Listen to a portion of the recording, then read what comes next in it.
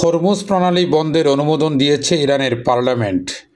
ইরানের parliament Hormuz প্রণালী বন্ধে পদক্ষেপ নেওয়ার অনুমোদনের পর রোববার 22 জুন দেশটির রাষ্ট্রীয় মালিকানাধীন গণমাধ্যম প্রেস টিভি জানিয়েছে, এ বিষয়ে চূড়ান্ত সিদ্ধান্ত নিতে হবে ইরানের সর্বোচ্চ জাতীয় নিরাপত্তা পরিষদকে।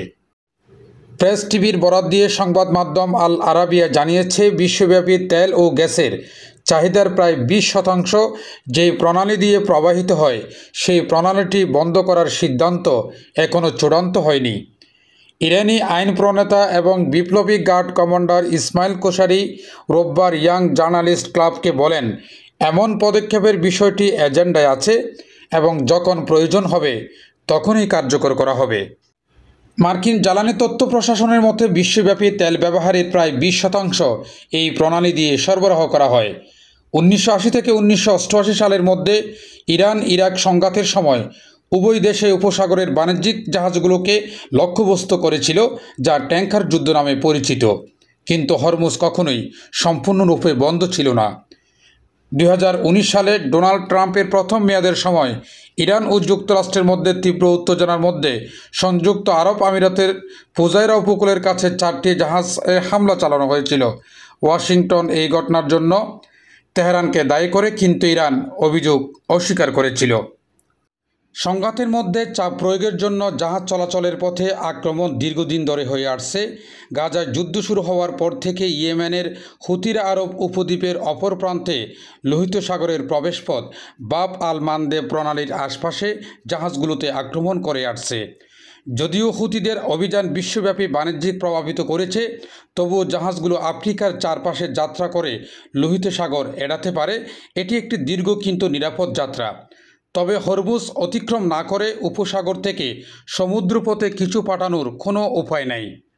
এমনকি যেসব দেশে উপসাগরের দেশগুলো থেকে পেট্রোল আমদানি করে না, তাদের উপরও যদি এই প্রণালী বন্ধ করে দেয় তাহলে এর প্রভাব পড়বে, কারণ সরবরাহ বড় ধরনের হ্রাস পেলে বিশ্ববাজারে প্রতি ব্যারেল তেলের দাম বেড়ে যাবে।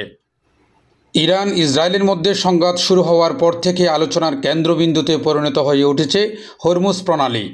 ইরান বারবার হুমকি দিয়ে আসছিল, যদি তাদের স্বার্থে আঘাত আসে তাহলে তারা হরমুজ প্রণালী বন্ধ করে দিতে পারে।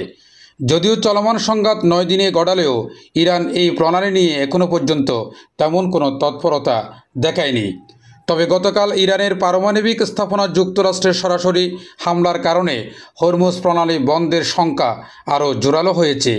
যদি ইরান এই প্রণালী বন্ধ করে দেয়, এতে কোনো ধরনের বিঘ্ন সৃষ্টি করে, তাহলে এর তাৎক্ষণিক প্রতিক্রিয়া হবে বিশ্ববাজারে তেলের দামের উল্কাপিণ্ডের মতো। এটি শুধু পরিবহন খরচ বাড়াবে না, বরং অনেক দেশের অর্থনীতি, মুদ্রাস্ফীতি ও মন্দার কারণ হতে পারে। ভেঙে পড়তে পারে বৈশ্বিক জ্বালানির সরবরাহ ব্যবস্থা। পারস্য উপসাগরকে ওমান উপসাগর এবং আরব সাগরের সঙ্গে যুক্ত করার একমাত্র সমুদ্রপথ এই হরমুজ প্রণালী। প্রতিদিন বিশ্বের মোট তেলের প্রায় 1/5 প্রায় 2 কোটি ব্যারেল এই প্রণালী দিয়ে পরিবাহিত হয়। সৌদি আরব, ইরাক, কুয়েত, সংযুক্ত আরব আমিরাত, কাতার এবং ইরানের মতো প্রধান তেল ও গ্যাস উৎপাদনকারী দেশগুলো তাদের উৎপাদিত জ্বালানি এই পথ দিয়ে রপ্তানি করে। বিশেষ করে এশিয়া দেশগুলো, চীন, ভারত, জাপান ও দক্ষিণ কোরিয়া তাদের জ্বালানির সিংহভাগের জন্য এই প্রণালীর উপর নির্ভরশীল। এই সংকীর্ণ জলপথ, যার সবচেয়ে কম প্রস্থ মাত্র 33 কিলোমিটার, ভূ রাজনৈতিক অত্যন্ত সংবেদনশীল। এর মধ্য দিয়ে যাওয়া প্রতিটি ট্যাঙ্কার আন্তর্জাতিক বাণিজ্যের একটি গুরুত্বপূর্ণ অংশ বহন করে। যুক্তরাষ্ট্রের জ্বালানি তথ্য কর্তৃপক্ষ EIA বিশ্বের সবচেয়ে গুরুত্বপূর্ণ তেল পরিবহন চোখ পয়েন্ট হিসাবে বর্ণনা করেছে। জ্বালানি ও পরিবহন বাজার পরামর্শক সংস্থা ভরটেক্সের তথ্য অনুযায়ী প্রতিদিন প্রায় 2 কোটি ব্যারেল অপরিশোধিত তেল, কনডেনসেট এবং জ্বালানি এই জলপথ দিয়ে পরিবাহিত হয়। বিশ্বের অন্যতম বৃহৎ তরল প্রাকৃতিক গ্যাস LNG রপ্তানিকারক দেশ কাতারও এই প্রণালীর উপর ব্যাপকভাবে নির্ভরশীল। JP মর্গানের বিশ্লেষকরা বলেছেন, ইরানের অর্থনীতি এই জলপথে পণ্যের অবাধ চলাচলের উপর ব্যাপকভাবে নির্ভরশীল। এই প্রণালী বন্ধ করা তার প্রধান গ্রাহক চীনের সঙ্গে সম্পর্কের জন্য ক্ষতিকর হবে। সৌদি আরব ও আরব আমিরাত ইতিমধ্যে বিকল্প রোড তৈরি করেছে। সৌদি আরব east west crude oil pipeline চালায়, যার ক্ষমতা দৈনিক 50 লাখ ব্যারেল। সংযুক্ত আরব আমিরাত একটি পাইপলাইন স্থাপন করেছে, যা তাদের স্থলভাগের তেল ক্ষেত্রকে ওমান উপসাগরের ফুইঝারা বন্দরের সঙ্গে যুক্ত করে।